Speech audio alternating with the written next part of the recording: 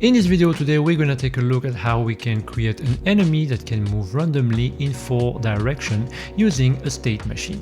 This video is already the 11th episode of this 2D RPG series that is meant to recreate Zelda: A Link to the Past into Godot 4.1. Before the end of the year, I would love to reach 10k on this channel, so don't hesitate to subscribe to my channel because for me it means quite a lot. As an update of this series, I think I'm gonna make around another 10 more video about this specific series, and then I think it will draw to a close. I am interested at the moment to make a 3D tutorial series on this channel at the moment, so don't hesitate to leave a comment to tell me what you think about this. But anyway, without further ado, let's get started. So the first thing I'm going to do is I'm going to create my enemy. So for that I have a sprite.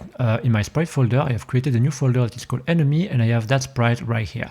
That sprite, you can find it on my itch.io, so you just have to click on the link in the description and you will be able to download it if you want to.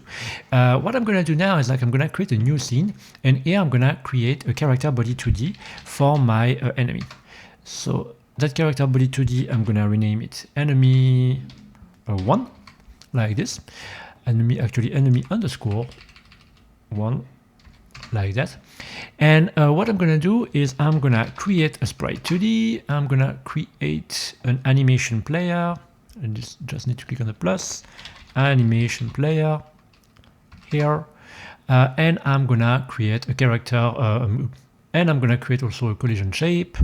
So collision shape, I can't type today, collision shape. And that collision shape gonna be, I think it's a circle will be fine. Okay, so now I'm gonna click on my sprite 2D, and I'm just gonna drag my enemy RPG into the texture slot right here. So now I have my sprite sheet that is showing, and I just need to make some adjustments. So I need to go to animation, and on each frame, because I have 1, 2, 3, 4, 5 frame on the horizontal axis, I'm going to tap 5, and here I have 4 on the vertical axis, so I'm going to tap 4, and so now I have my enemy right here. Perfect. So now I need to create the animation. So for that I'm going to click on animation, and I'm going to click on move underscore. I'm going to create this one, and I'm going to name it move underscore right. Then I'm going to create a new one. It's going to be move underscore left. Then a new one, move underscore down. And then a last one, move underscore up, like this. So let's go back to our move right. Here I'm just going to click on my sprite 2D, and I'm going to go to my frame, and I'm going to key that. So I'm going to click on the key icon. I'm not going to create a reset track, I don't need it. And I'm just going to click here on create, and I'm going to just key that like this. And it makes, as always, the same stuff. I don't know why it does that, but anyway. So 0, 1, 2, 3, 4, like this. So now I can put here at .5 because it stopped at .5, and I can put it on loop. So let's have a look. Okay, that's cool. So now I can go to move down because that's the next one on the sprite sheet, and I can go here to 5. I can key that, and I can continue to key it like this. And here I can put .5, and I can put it on loop, and I can just check if it works. It works, so that's good. And so now I can go to move left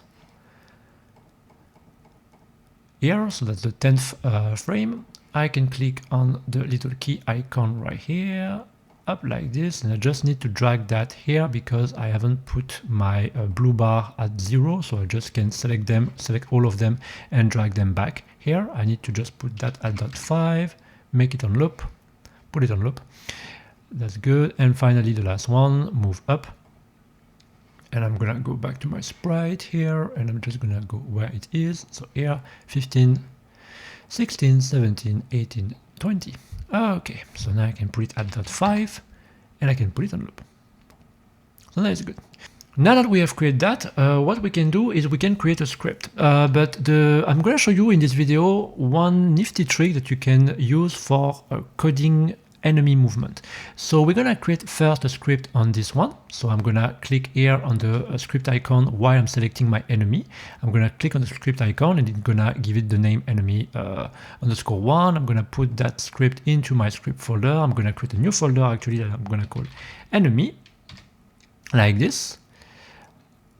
But what I want to do here is I don't automatically want to create everything into that script. I'm going to show you first. First, I'm going to create it. I'm going to click on create like this. And now I have created my script. Okay. But what I'm going to do is I'm going to just first save my scene. I'm going to put it into a new folder into my scene here. So I'm going into my scene folder, creating a folder here that I'm going to call enemies, and I'm going to save my enemy right here. But now what I want to do is I want to click here while I'm on the script tab. I want to go here to file and click on new script. And here what I'm going to do is like I'm going to create a script that's going to be in charge of the movement of my enemy, because the movement logic can be globally the same from enemies to enemies. And so I don't want automatically to record that every time that I'm creating a new enemy. I want to have a script that is like holding specific information that I can then reuse into other objects. That's basically what I want to do here. And for that, I need two things. First, I need to inherit the type of node that my enemy is. So here, instead of node, I need to click here and look for my character body 2D, this one. So it's going to inherit that class, and it's going to have access to all the functions that are built into that class. And then here, what I want to do is I want to give this script a name. So here, I'm going to call it enemy underscore mover.gd. And I'm going to put it into my script folder, into my enemy folder. I'm going to put it right here. So now I'm going to create that script, and that's in that script that I'm going to create all the logic that I need. So first, we need to create some variable. So here I'm going to create some export variables. So like this, those variables, I will be able to edit them directly into the inspector. So I'm going to do @export var, and I'm going to first put a speed. That speed for now, I'm going to put it at 10. I will make the adjustment later on when I'm going to test the game. Then I need to create a bunch of functions. So here I'm going to create a function, and I'm going to call it move underscore right. And for now, I'm going to pass. Then I'm going to create another function that I'm going to call move underscore left. And same, I'm going to pass. Then another function called move underscore right. And again, I'm going to pass. And then another function called move up. Sorry, like what am I doing here? I'm just doing it. I'm just creating the same function. So move right, move left, move down. And here I need to do move underscore up. And here I need to pass as well. So those functions gonna be the function that gonna be in charge of moving my player to the right, my enemy to the right, to the left, down and up. So for that, what I can do first is I can, here on move right, I'm gonna start with move right. I can just change the velocity of my character body 2D.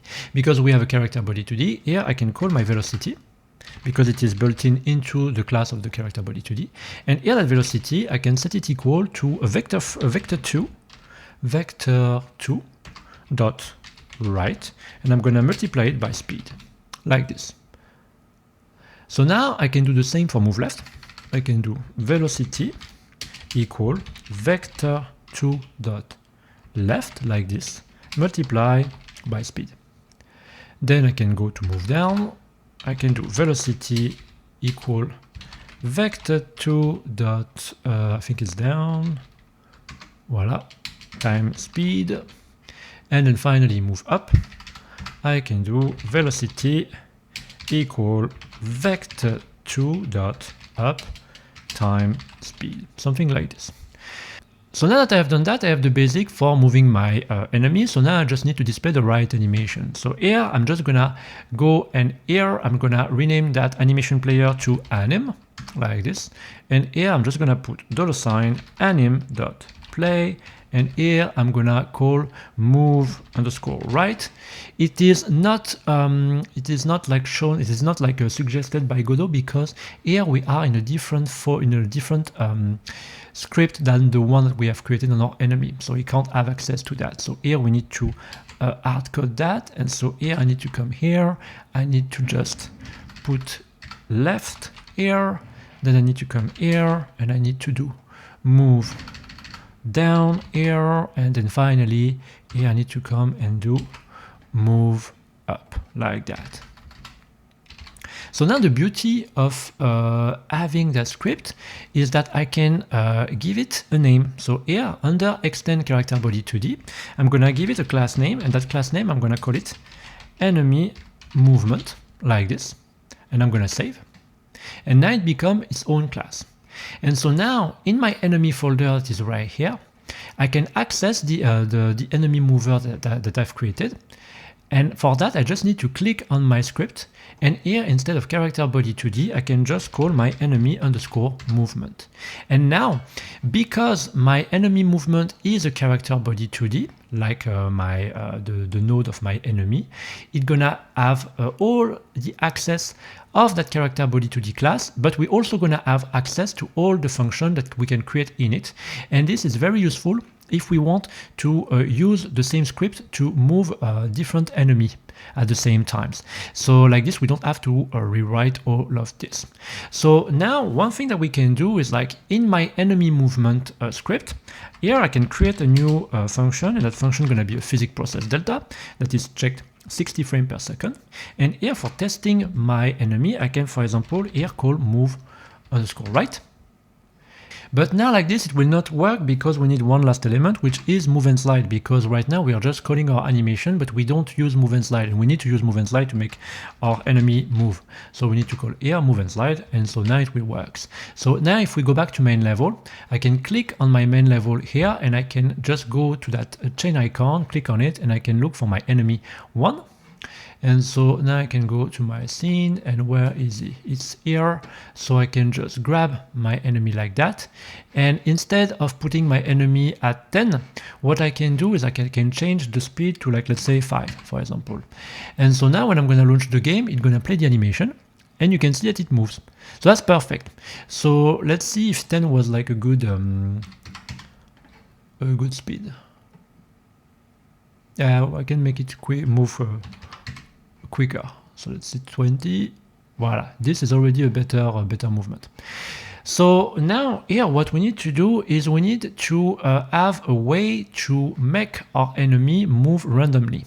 So for that, what we can do is like I can go back to my script, and I can go back to my enemy mover, and now I can create some logic. So the first thing that I'm going to do is I'm going to click at the top here. I'm going to make some space, and here I'm going to create a variable, and I'm going to call it current state. I'm going to create a state machine for my enemy basically. And so then what I'm going to do is like I'm going to create an enum, and that enum I'm going to have different state. You're going to have move right, move left, move up, move down. And so now in my physics process, I can make a state machine that's gonna handle those things. So here I can remove move right because I don't need it anymore. And here I can create a match statement. A match statement in GDScript is the equivalent of a switch statement if you're coming from C#, for example. And here I can match my current state. And that current state, I can match it to my enum. Here I forgot to give a name to my enum, so I'm going to call it enemy underscore state.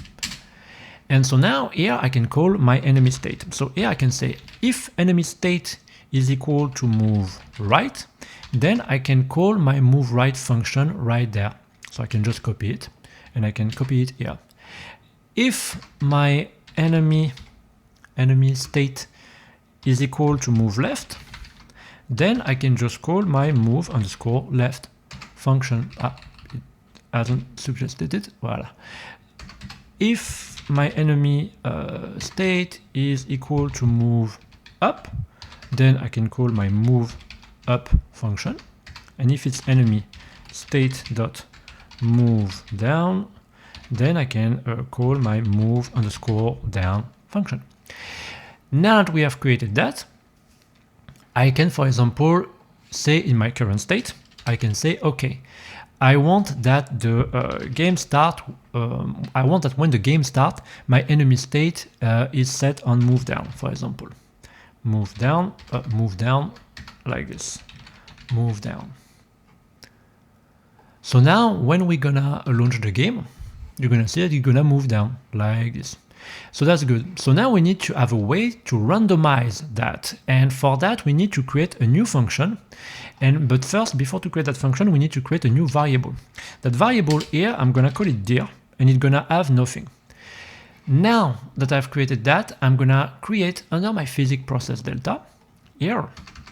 I'm gonna create a new function that I'm gonna call random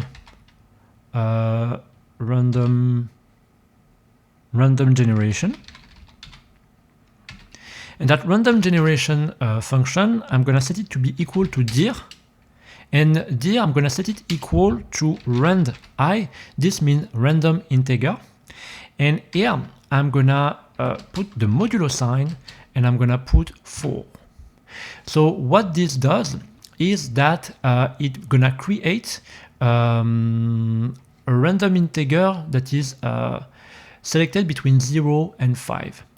The thing is, remember that in programming, if you're new to programming, remember that in programming, we are not counting from 1, we are counting from 0. So here, for now, we have 4 states. So what we want is we want to assign one number to each state, and we want to randomize the creation of number, and then we want to assign, we want to play that state. And so now that I have done that, I can create a new function, and that function, I'm gonna call it random_direction. That random direction function, what I'm gonna do in it is I'm gonna do basically the same thing that I have done in my physics process delta. I'm gonna create a match statement, and I'm gonna match this time a specific number, so for example 0. 0, I'm gonna set it to be equal to move right. So let's do that. So here, I'm gonna do match dir, and here I'm gonna put 0, and then here I'm gonna call my enemy state dot move right, like this.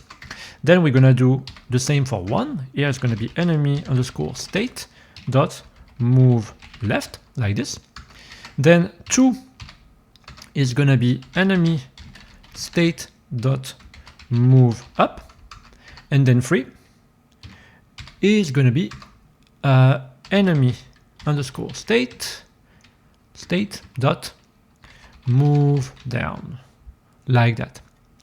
And so now that I've created that, what I can do is I can call that random direction into my random generation.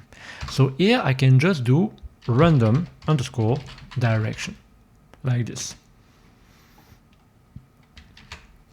And now that I have done that, I can go at the top of my script, and I can either here tap a ready function, and I can call that function here, or what I can do is I can also go to my script of my enemy here, and here I can create my func underscore ready, and here I can set it to be equal to random generation, and I can print here, I can print dir. Like this, I can see what number is printed. So let's have a look. You can see that it's 4, so it goes down. And now the thing that we need is we need to be able to reset this. So for that, what we need to do is on our enemy, we're gonna create a new node. We're gonna click on plus, and here I'm gonna look for a timer. That timer, here, I'm gonna put it on auto start, so it starts automatically when the game is launched. And the wait time, I'm gonna put it at 3.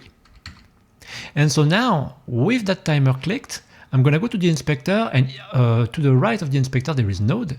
And here, I'm gonna click on timeout, and I'm gonna click on connect, and I'm gonna click on my enemy script here. It's gonna create that new function. And here, what I can do is I can call my random generation function. Random generation. And again, I can print, for example, dir. And so now what I can do is I can go back to my enemy mover. And in my enemy mover, I need to make one change, two change actually. I need to remove the +1 because here I only have like 4 numbers that I want to display, 0, 1, 2, 3. So like this, we have here we are calling 4. If we are putting +1, it's gonna start from 1.